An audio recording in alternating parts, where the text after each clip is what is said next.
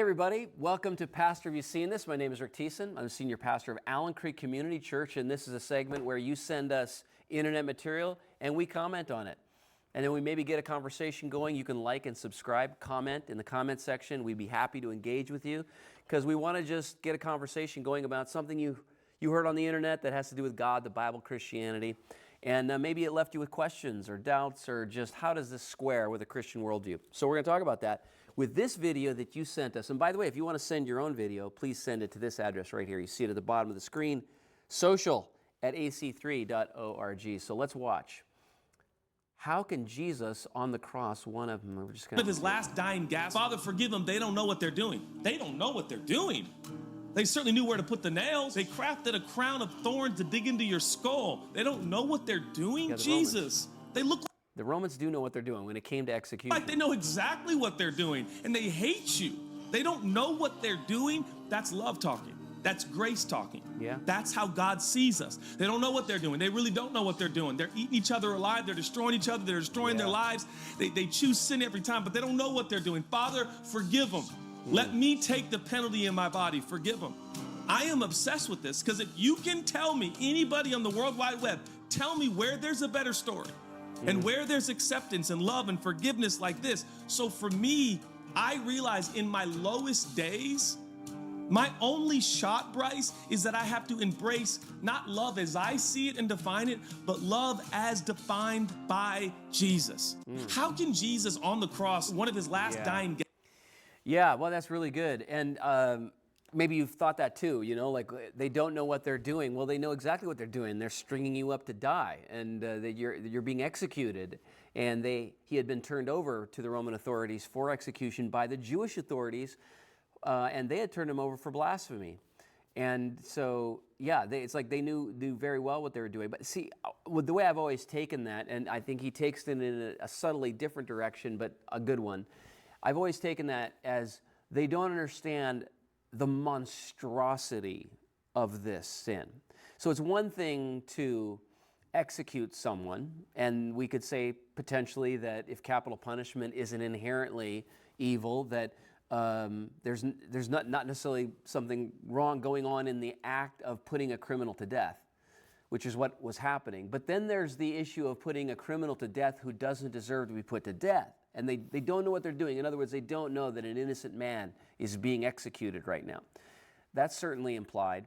But then, of course, you have the greater idea that not just a person who isn't guilty of the things that he's being charged with, the capital offense he's being charged with, but a person not guilty of any sin at all.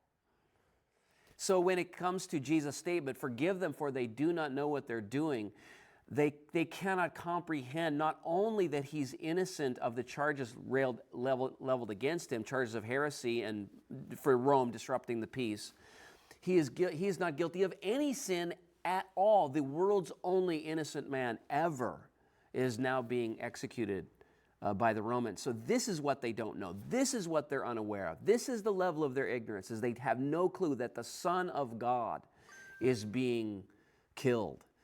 And of course, this to the effect of the world's salvation. So now he says they don't know what they can't understand the sheer monstrosity of their own evil in this moment. And so God does. So it's like they don't know what they're doing, but Jesus saying to the Father, we know exactly what they're doing. And so he's making the case that God is ready to meet us with grace, even though we don't even know to ourselves the extent to which our sin has separated us from God. And I think that's a legitimate insight, and I like that. He's saying that God is so rich in mercy that not only does he forgive us for what we're aware of, like the sins that we're completely cognizant of. We go, oh, I have fallen and I have failed the goodness of God in this way, this way, this way.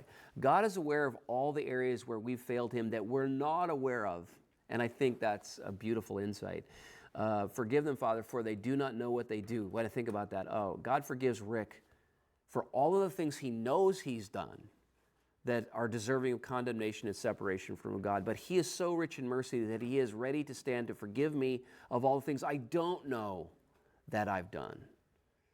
And I think that that is true. And what a beautiful promise. And I don't know if you can't, like he says, what did he say? So, this always messes me up. I can't get over it.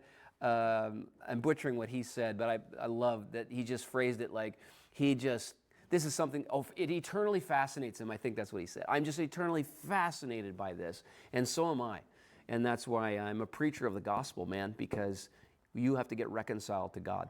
And just know this, that the Jesus who's hung there, looking at the Romans who crucified him and said, forgive them, for they don't know what they do. This is what he says to you. And so I hope you take him up for all the grace that he offers for all of your past that you've laid down. And yeah, so great video. Thank you for sending that in. And if you want to send us something else, we'll comment on it at social. Send it to social@ac3.org, and we'd be happy to comment on it here on PHYST.